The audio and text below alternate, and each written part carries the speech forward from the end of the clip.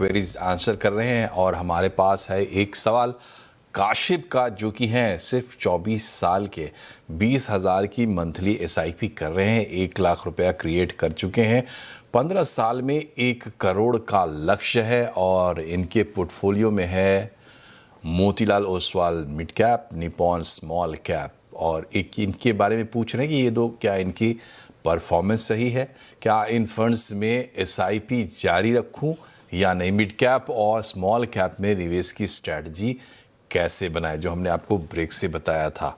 इस समय नए फंड में निवेश करना सही है? तो ये कई सवाल हैं हर्षवर्धन जी। एक तो इस समय नए फंड में निवेश करना सही है या नहीं है, ये पूछ रहे हैं। अपना जो फंड है इनके पर्टिकुलरली उस पर तो सवाल पूछ ही रहे हैं, साथ ही ये बोल रहे हैं मिड कैप और स्मॉल कैप के की स्ट्रैटेजी के बारे में थोड़ा समझाएं।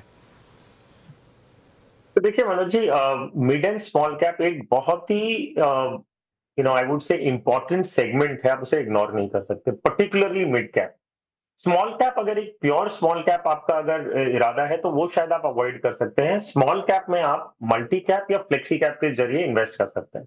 तो आपकी स्ट्रैटेजी इन्वेस्टमेंट की क्या होनी चाहिए? आपका एक कोर पोर्टफोलियो बनेगा जो आपका well established companies of India, so basically large cap का एक कोर पोर्टफोलियो बनता है और आप मिड कैप जोड़ते हैं उसके अंदर, क्योंकि मिड कैप इज 101 से लेके 250 तक का जो आपकी कंपनीज है in terms of market cap, वो मिड कैप की सेगमेंट में मानी जाती है। सो वैल्यूएशन स्टैंड पॉइंट से अगर बताऊं, 30,000 करोड़ से 90,000 करोड़ तक का जो मार्केट कैप की कंपनियां हैं वो लगभग मिड कैप में आती है। तो अच्छी कंपनियां हैं इस सेगमेंट में, आप उसे इग्नोर नहीं कर सकते। अगर आप स्मॉल कैप की तरफ देखते हैं तो मेरी सलाह रहेगी कि प्योर स्मॉल कैप को आप अवॉइड कर सकते हैं। स्मॉल कैप अगर कोई कंपनी में आपको इन्वेस्ट करना है तो आप अगर फ्लेक्सी कैप या मल्टी कैप में है, वहां पे आपको स्मॉल कैप का एक्सपोजर मिल जाएगा।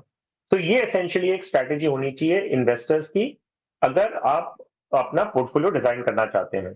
जहां तक हम कासिफ जी का बात करें, इनकी निराशा समझ में आती है, कह रहे हैं कि मिड एंड स्मॉल कैप में जो इनकी स्कीम्स है वो अच्छा परफॉर्मेंस नहीं कर रही है। I think that's completely okay, ये इन लाइन विथ मार्केट है। आपको स्पेसिफिकली अपनी स्कीम्स को लेकर निराश होने की जरूरत नहीं है।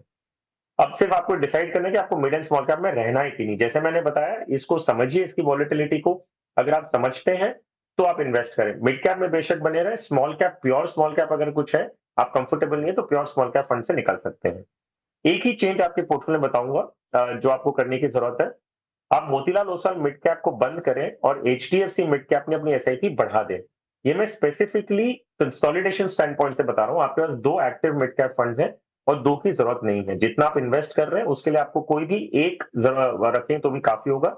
उसी लिहाज से बता रहा हूं, मोतीलाल ओसवाल मिड कैप को बंद करें और HDFC में अपनी SIP बढ़ा दें। जो आपके गोल्स हैं, अच्छी बात यह है कि जो आप इन्वेस्टमेंट आज कर रहे हैं, अगर मैं 12% का अनुमान लगाऊं तो 15 साल बाद जो आपका टारगेट है 1 करोड़ का, वो पूरा हो जाएगा। तो द गुड न्यूज इज आपके इन्वेस्टमेंट्स 1 करोड़ के लिए काफी हैं। सिर्फ मेरा एक कंसर्न है, 15 साल बाद 1 करोड़ की वैल्यू क्या होगी वो इन्फ्लेशन एडजस्टेड एक बार आप समझ लीजिए। अगर आपको लगता है 1 करोड़ इन्फ्लेशन एडजस्ट होने के बाद आपका टारगेट है, वो तो पूरा हो जाएगा। लेकिन अगर 1 करोड़ आपने इन्फ्लेशन को कंसिडर नहीं किया है तो उसकी जो वैल्यू है 15 साल बाद काफी कम होगी। तो उस लिहाज से आप एक बार कंपैरिजन इंटरनली कर लीजिए कि आपने क्या डिसाइड करके 1 करोड़ किया है। फिलहाल 1 करोड़ करंट इन्वेस्टमेंट से पूरा हो जाएगा। चलिए, तो बहुत अच्छी रही बातचीत हर्षवर्धन जी आपके साथ, इसलिए आपका बहुत बहुत शुक्रिया और आपको वैलेंटाइंस डे की शुभकामनाएं। फिजिकल गिफ्ट आपको ज़रूर मिले, हमारी भी ये अपील है। और चलते चलते दर्शकों से बता दें कि हर्षवर्धन रुंगटा के टॉप 4 फंड्स आपको दिखेंगे। फिलहाल निवेश करना है तो ये आपके लिए फिट है। बहुत बहुत शुक्रिया, नमस्कार।